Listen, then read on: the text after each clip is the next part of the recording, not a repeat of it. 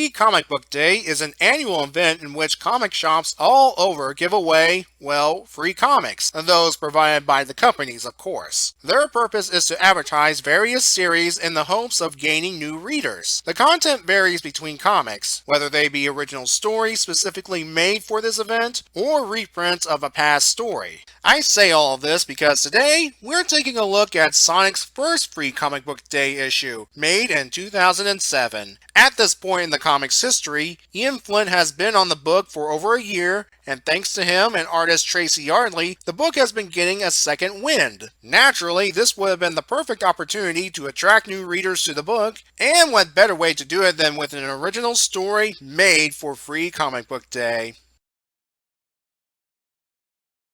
Our story begins with Sonic a prisoner of Eggman, and look how happy the doctor is. You might think Sonic's having an off day, but we learn Metal Sonic's the one that brought him in.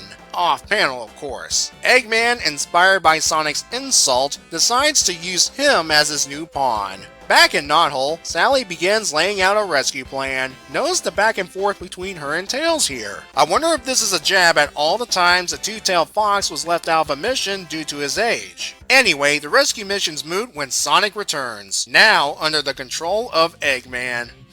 His first victim is Bunny. Something about this seems familiar. Sonic beats up the rest of his friends before telling them that the next target is the king. That wink and the way he says it indicates that while his body is under Eggman's control, he still has free will. Confirmed when Eggman berates Sonic for giving away his plans. Well, that's what you get by taking control of a blabbermouth. Sonic comes across the Chaotix, and like the Freedom Fighters, he thoroughly owns them. Though there's someone missing from this group. Thought so. Good old Knuckles the Echidna shows up. Again, it feels like I've seen this before. During the fight, Sonic tells Knuckles about the neural controller in his ear, and Knuckles figures a beating to the head would take care of that. Eggman won't make this easy, despite having terrible controls. I get what Ian's going for with Eggman's line here. Snively believes this plan is a waste of time. He spots Metal Sonic in a recharging alcove, Eggman must have gotten it from the Borg, and decides to reprogram it to serve him. And this here, despite Snively's grumblings, proves Eggman does indeed have the master plan. He's got everything eyeballing Snively to keep him in line.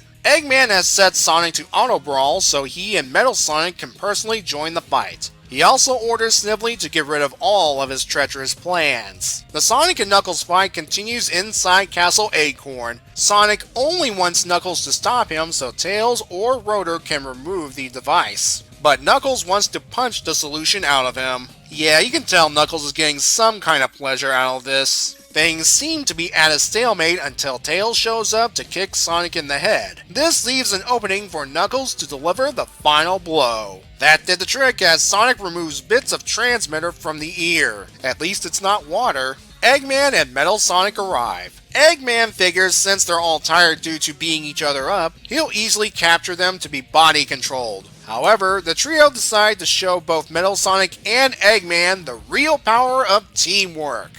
Because we're Sonic heroes. Eggman decides to take matters into his own hands before he realizes he's surrounded.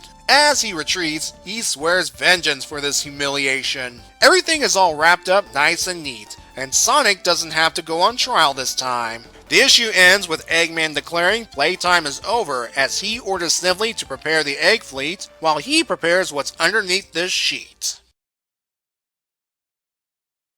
This story is very simple, but that's the idea. Again, Free Comic Book Day is a chance to attract new readers. And as I said in the beginning, a new one-off story could serve that purpose. That way, new readers, especially those who only know Sonic from the games, could see the Sonic vs. Eggman conflict without knowing the details of the greater Sonic world. Of course, the comic had to show off Sonic's supporting cast, which included Sega characters, the SatAM cartoon characters, and original characters. It has to also establish the villain dynamic as well. Of course, I am saying all this from a new reader's perspective. Regular Sonic comic fans can also find enjoyment in this issue. I do. The main villain using the main hero to hurt his friend/home plot is a cliche at this point, but I don't mind it. Again, keeping with that Free Comic Book Day mentality. This is speculation, but I have a feeling Ian might have been influenced by Mecha Madness. I mean, Bunny's the first to be attacked and knocked out, and Knuckles had to be the one to stop Sonic. The differences between those stories is 1, there is no robotization involved, it's out of the picture at this point, and 2, Sonic still has his free will, which allowed him to warn the others about Eggman's plan.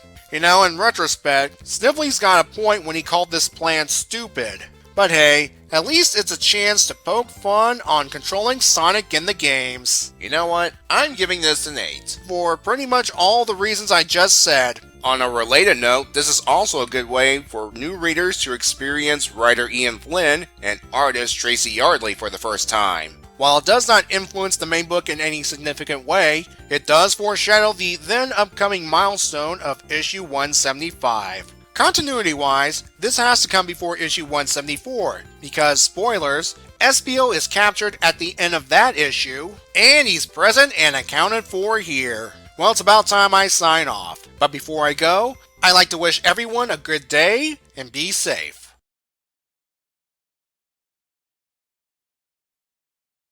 No wonder the controls are terrible, Eggman. You've got one defective controller. I mean, the D-pad is on the right while the buttons are on the left? Who made this thing?